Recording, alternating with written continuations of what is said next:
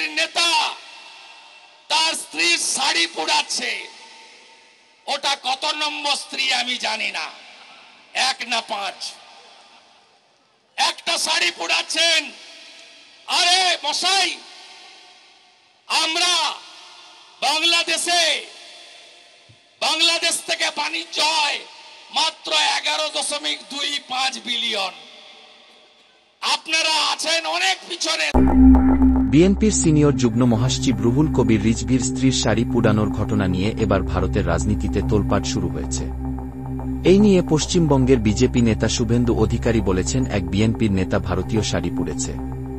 তিনি একে কটাক্ষ করে বলেন, তার স্ত্রী কত নাম্বার স্ত্রী সেটা আমার জানা নাই। তিনি আরও বলেন, মশাই, ভারতের অর্থনীতি আপনাদের বাংলাদেশের উপর নির্ভর করে না। তিনি বলেন, বাংলাদেশ থেকে ভারতের বাণিজ্য হয় মাত্র 11.25 বিলিয়ন।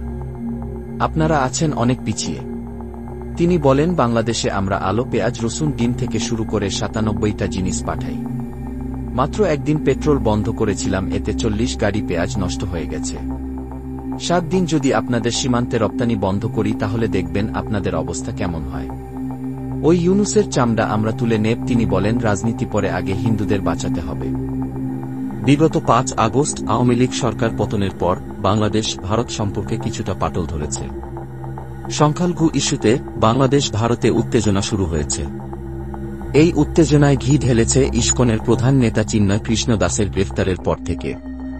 চিন্ময় কৃষ্ণ দাসের গ্রেফতারের পর থেকে ভারতীয় হিন্দুরা বিভিন্নভাবে প্রতিবাদ জানিয়ে আসছে, কখনো বাংলাদেশের পতাকা ফুরিয়ে, কখনো হাইকমিশনে হামলা দিয়ে, কখনো সীমান্ত অবরোধ করে। বাংলাদেশের পররাষ্ট্র দপ্তর থেকে জানানো হয়েছে, 5 আগস্টের পর থেকে ভারতীয় মিডিয়াগুলো বিভিন্নভাবে অপপ্রচার করছে, বিভিন্ন দেশে অপপ্রচারের প্রোপাগান্ডা ছড়াচ্ছে।